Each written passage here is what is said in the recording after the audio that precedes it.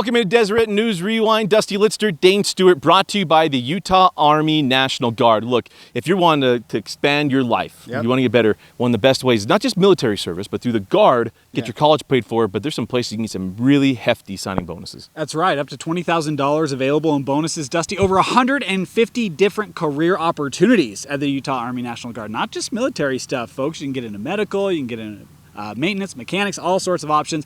And if you're wondering how you're going to pay for that education, they've got great educational assistance programs and real-time job learning skills, maybe the biggest benefit of all. Check out www.nationalguard.com to learn more. Absolutely. Well, week one of the football season, you saw our top 25 videos. If you haven't watched them, go look at that. Preseason top 25. But what a fun night. It's always fun to kick off the football season. We're here at Lone Peak. Day one, our Deseret News Rewind game of the week. And Steve, you go watch the videos with Coach Brockbank and his stars. But Dane, you were here, and the reigning 6A champion, not much of a hangover coming into week one. Yeah, boy, you know, this was a physical ball game, Dusty. And when you think of Lone Peak and Timpview, boy, the defenses came to play, and they were dominative in that first half. We saw from Timpview, how about Cale Richardson? Man, he was lighting up that backfield, had a phenomenal game. Logan Peely was all over the field last night for the T-Birds. For Lone Peak, defensively, Finlayson. Watch out for this young man, defensive end. He was a terror. Nate Ritchie, shocker, was all over the field as well. And Jared Fotu did not play. But when you look at this ball game, the second quarter is where things really started to pick up. Lone Peak had a 7-0 lead, and it was a big play for Timpview to get inside the 5. Eventually, Targi Lamson able to capitalize, tie things up at 7. A big answer from this Lone Peak offense. J.D. Nealman, a 74-yard touchdown pass to Trajan Hansen. That's going to be a name and a connection we talk about time and time again this year. Looks like Lone Peak's going to have a lead going into the half. Folks. Elijah Allen, the quarterback for Timpview. This kid can sling it. How about this throw to Aylerson? Takes it to the house. We're tied up at the break. Third quarter, Lone Peak, the only team to score in that quarter. They've got a 6-point lead as the point after attempt was missed. Timpview. Lone Peak trying to drive, trying to put some separation. My friends. Raider DeMooney with the interception. Takes it to the house. We are tied up at 20. Madness going on here at Lone Peak. Nate Ritchie, who had the previous go-ahead touchdown, he'll hit a 23-yard field goal. Timpview, can they make a late charge? No. Nate Ritchie comes up with the interception to seal it. Go down. Forget going down. I'm going to take this to the end zone. How's it? The sealer for Nate Ritchie and Lone Peak as they're able to get past Timpview 30-20. And the Lone Peak Knights kick off the 2019 campaign with a solid victory over a really, really stout Region 7 Timpview T-Bird. We're going to spend a lot of time talking about Lone Peak. Yeah. Got videos on Lone Peak, but I tell you what, Timpview looked much improved. Coach Stokes here too. Raider DeMooney. If you're on social media, you get to hear about Raider. Plenty of people tweet about Kid put on a showcase last night. A number of players did. Peely was fantastic. Elijah Allen, I keep telling you, watch out for him. Moa was really good, as was Lamson. This Timpview team, folks, they are going to be really, really tough in Region 7 and in 5A. Absolutely. But the story is Lone Peak getting the big win, and J.D. Nealman broke the school record for most passing yards in a single game, over 420 yards passing.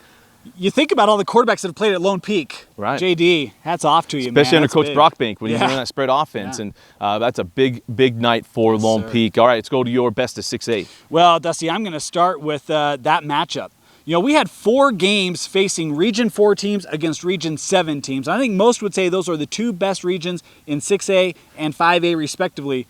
Region 4 swept them. Yeah. How about Lone Peak 30-20 over Timpview, Corner Canyon 30-14 or 17 over Orem. Yeah. You had Skyridge 28-14 over Alta and AF 27-14 over Lehigh. Region 4, we said it'd be tough. It is tough. Good opening week for the new Region 4. I mean, how about this one? We talk about it. They're number 3 in our ranking. We talk about all the guys that are gone. How about Bingham goes up to Weber? I tell you, Weber even showed pretty well, but 41-24 the win for the Miners, and something that doesn't happen very often. Quarterback throws for 3 touchdown passes. Troy Main in his first start there at Bingham, 3 touchdown passes.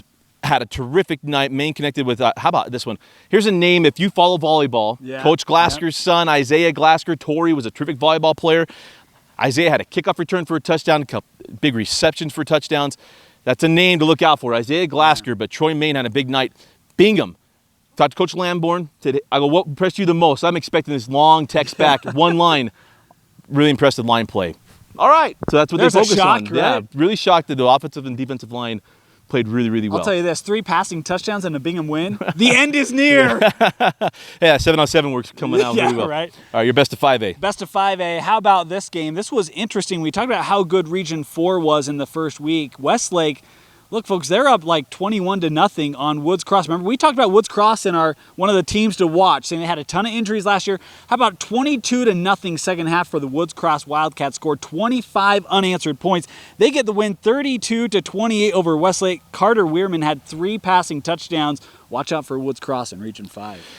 How about a team moving down from 6A to 5A, bounce back, go up to 6A school? How about Brighton? Woo. Brighton, absolutely. Gabe Curtis, 4 touchdown passes. Matthew Cirillo, touchdown catches of 24, 21, 67 for the win. Yeah. With 17 seconds left, 67 yards, get the win at Fremont. Mitch Stratford in the loss throws for 347 yards, 374 I think it was. 4 touchdowns. 379, 4 touchdowns himself, 3 touchdowns, or 4 touchdowns, 3 picks. But how about the night for Gabe Curtis going absolutely crazy in night 1 for Brighton. New coach at Brighton, Coach Hem. Are the Bengals back, huh? Former Jordan OC, now spreading things out. Opening things up. Looking really, really good. Yeah. Your best of 5A. I'm going to go a little off the radar here. I know some of you are probably thinking I'm going to talk about a future state record holder in the passing range in the state of Utah. How about 7 different players with a rushing touchdown in Beavers' 60-7 win over Canyon View? 7 different players rushing for a touchdown. The Beavs. Good on ya. Yeah, I'll mention Barnes having a big night. How about the reigning 1A champion Milford going against the reigning 2A champion in South Summit? Milford moving up to 2A. We talked about it. We have him in our top 25 because of Barnes. We want to put a spotlight on this kid. And I tell you what, he goes up to Oakley and absolutely puts on a show. 38 points for the Milford men as they go up and get the job done at South Summit. And so at Milford, don't worry about them going 2A. Don't worry at all. But I know a couple teams in 1A that are feeling pretty good that Milford's out of the way. Well, there's no 1A left, right? They're all in 2A. All right, they're all now. 2A. What am I thinking? How about this? So we talked about the record watch. 118 is the current record. That held by Cooper for career passing touchdowns. After last night, Barnes is at 92. 26 away, young men, from a new record holder in career passing touchdowns. Just so South Summit doesn't feel like I'm throwing shade out their way, going Cale Atkinson and 5 total touchdowns on the night there. Cale did that regularly last year, but I want to make sure to throw that in there. Throw Cale some love, too. Of course, that would have been the ultimate Dane-Dusty matchup. It just had to happen last year instead of week 1 of this year. Yeah, absolutely. One more fun one, and we're going to go through this a little bit, but Duchesne and Enterprise. The reason I was bringing up the 1A stuff, Duchesne hanging on against Enterprise at home, 20-14. It was a stand inside their own 20-yard line to get the win last night. Good one for the Eagles after what they would consider a disappointing last season. So congratulations, Duchesne, starting off the season off right, 20-14. It's hard to get to those semis. Yeah, absolutely. All right, let's go to our theme portion of our show, brought to you by the Utah Army National Guard. And we talked about our top 25 videos. Go check those out. Go see where they are. Let's see how the top 25 fared. And let's start, number 25, we talked about it there. But Dane, a team that we need to talk about was number 6, American Fork, turning over a ton of talent. Yeah. You're looking at not just talent, but state record-holding talent. But AF getting an impressive win last night. Yeah, 27-14 over Lehigh, and I think this Lehigh team going to be much improved. Last year, I think they were 500. I think is where they finished, 6-6, I believe. But anyway, just missed the playoffs. Well, no, they got in first round. Yeah, sorry about I thought that. they got in. They got anyway, in. Anyway, they were right around 500, so maybe 6-5. That being said, AF, you mentioned having to return a ton of talent. And wasn't quite certain who the quarterback was going to be. Had read that Hayden Betts was up there. Madsen threw for a couple touchdowns last night for AF. I think this is going to be a team that gets better as the season goes on. But, they're going to need to get better quickly because I think the other thing that we learned in week 1, we saw Lone Peak. Corner Canyon looks really strong. Skyview, that game wasn't as close as that score indicated. The Region 4, Pleasant Grove had a good outing. Region 4 is going to be what we thought it was going to be. And so, it's week 1. A lot of things still come together for these teams. There's a lot of room to grow for AF, PG, a lot of these teams as well. We'll tell you about a team that had a tough night in our top 25, and that is Pineview. Yeah. And it wasn't a tough night in that they didn't put points on the board by any stretch of the imagination. 58-56, the final score. Man, they open up against a Cache Valley school. Remember last year, Green Canyon had the Hail Mary to beat them last year down in Pineview. This year, they take on Ridgeline, 58-56, the final score. But a team in our top 25 dropping a game against a team outside of our top 25. This looks more like a video game than anything else. I think it was over 1,200 yards in this game, 58-56. How about the night from McLeod-Croton? 482 yards passing, 7 touchdowns in a loss. Right. Oh my goodness. Then you've got, okay, I'm going to mess up this name, but Jovessa Damuni, I think. Yeah. Hit me up if that's wrong, for Ridgeline. 25 carries, 198 yards, 5 touchdowns. I think we've got a leader in rushing stats in the state. Just kind of. Yeah. Just kind of. But a good win, a nice win for Ridgeline, but a tough loss there. But here's another one, a matchup within our top 25. Highland and Desert Hills.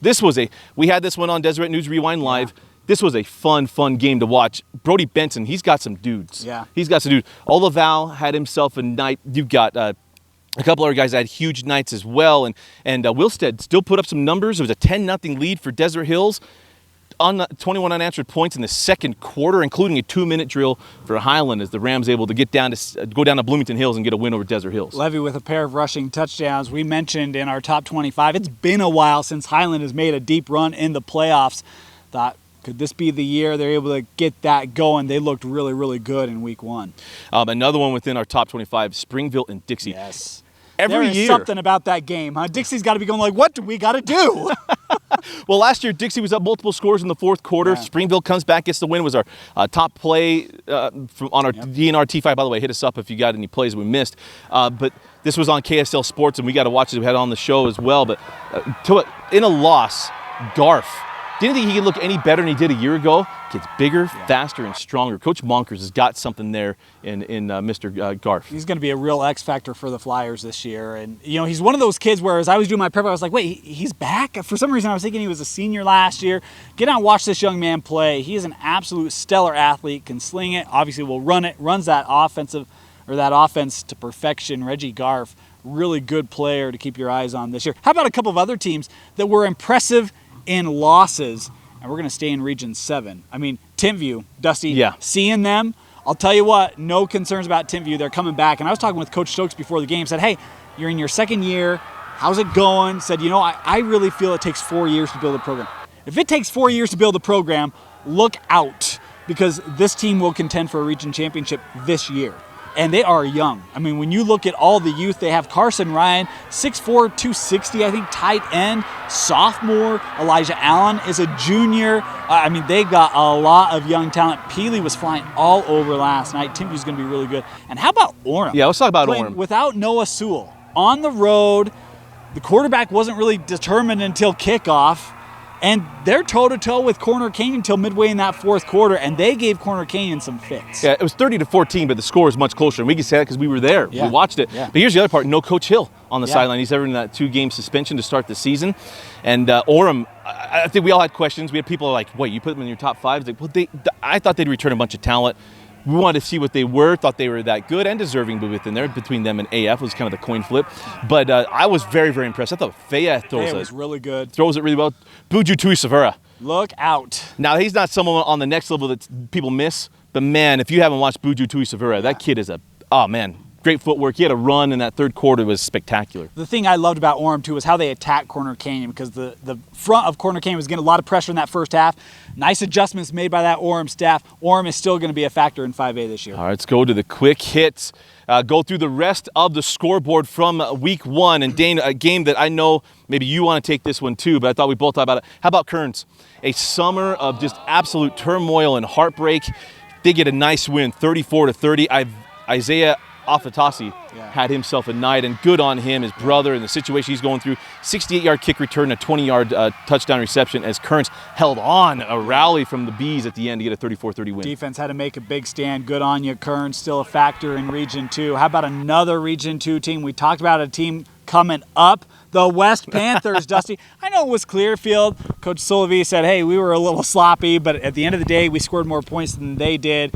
this West team, we're going to be talking about them more and more as the season gets going, but they're off to a strong start. And Hunter beating a good Bonneville team. That's a good Bonneville team.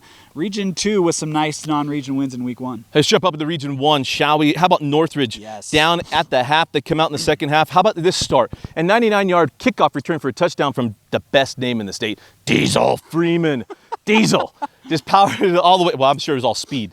He's running one of those new Volvo engines there. But take it out of the house. 99 yards to start the second half as Northridge down Viewmont 27-20. Young man we haven't talked about from Northridge, Otto Tia. Watch out for this young man, an athlete. He'll play at the next level. Really good player for Northridge. Let's stay in Region 1, shall we? Okay. How about you're down 10-0 until 5 minutes left in regulation when you put up, or they were down 6-0, I think, and they put up 10 points. The Layton Lancers getting the win over Skyline. I think it was 10-9 or 10-6. Yeah, 10-9, kicked the field goal. Congratulations, Lancers 1-0. Heartbreaking Region 1, up 10-0 at the half. Man. Davis up on Harriman, and then the Harriman Mustangs able to put up 14 points in the fourth quarter to get the win, and a nice win for Coach Pierce. We talked about him. We had him in our top 25. We got him in our top 10, and able to bounce back there in that late to get the win there at Davis. Team with a little different start in 2019 than 2018, the Cypress Pirates. Oh, man. Cypress, the game starts at 7. Murray gets off to a big start. Cypress makes a late charge to send it to overtime, but in the end, the Murray Spartans get the job done 31-28. We didn't talk about Murray in our preview. I had someone come up to me and said, watch out, Murray's going to be ready. Return the O-line, return the quarterback. The Spartans with a nice win in week 1. Congratulations to the black and orange of Murray. New name, new season, Cedar City. At Spanish Fork down 24-17 late, get the touchdown, force overtime. Spanish Fork kicked the field goal in overtime, and then it was Colby Meek getting in the end zone for the Reds. We leave the rest out. Yeah. And the Reds quarterback Jaron Garrett led the way throwing a touchdown pass in a big week 1 win, but it was the touchdown run by Colby Meek in overtime to get the win. And tell you what, there's some plays in that ball game that every year, if you watch Deseret News Rewind Live, you know we live at that Spanish Fork in that stream. And it was a lot of fun to watch that one. Congratulations to Cedar City. Dusty, I got a question for you. When was the last time Juan Diego lost week 1? I would say 2003. You're wrong. It's 2019. How about Bear River, folks? That was a trick question. I thought it was before last time. We had it on the stream. I watched that game. The Bear River Bears, Ren Fonespec throwing for 3 touchdowns and maybe the biggest win in the state. I did not see that coming. Bear River 1-0, 27-14 over the Soaring Eagle. Now, we can't go through this and not talk about this one. Triple overtime, shall we? The Delta Rabbits, whatever. Delta 34, San Juan 28. I feel bad for San Juan. Every time we talk about them on this show, it's a heartbreaking loss last year, that Beaver game.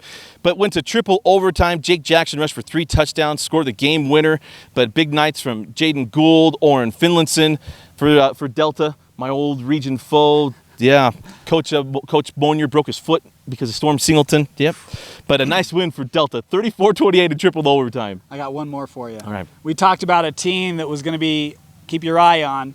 2 very different teams in this ball game. One returning very few starters, the other returning every starter. How about Farmington? 47-7. Got another one for you. Over Timpanogos last night. Wyatt Everson, I think 4 passing touchdowns. Congratulations, 1-0. The Phoenix of Farmington. Yeah, Dan Coates leaves that one and says, it's not last year in week 1. He flipped the script. Yeah. But I thought you were going to hear Provo over Logan. How about it? The Bulldogs, just one scoring play. Get 95-yard kick return from Isaac Larson. Luke Haslam rushed for 3. Ryan Harward connecting twice on touchdown passes. And 94-yard kick return in the victory, too. Yeah. I mean, how about, man, Coach McGeary. Dogs are back. That team is going to be really, really good. Dogs are back. Be really, really good. All right, anything we're missing? I'm sure there is. Hit us up on Twitter at DNews Rewind, at Dusty Litster, at Dane_Stewart. Let us know what we missed, and we'll make sure to catch you up on that. Week 1 in the books. Week 2, we'll have our videos coming out to talk about where we're going to have our game of the week. Yep. Folks, football is here. We're out of the desert. We're into the land of milk and honey. What is football season? Also, look out, volleyball, girls soccer games coming up on those streams as well. For Vince Francis and Dane Stewart, I'm Dusty Litster. Thanks for joining us and watching Deseret News Rewind on DeseretNews.com. Brought to you by the Utah Army National Guard.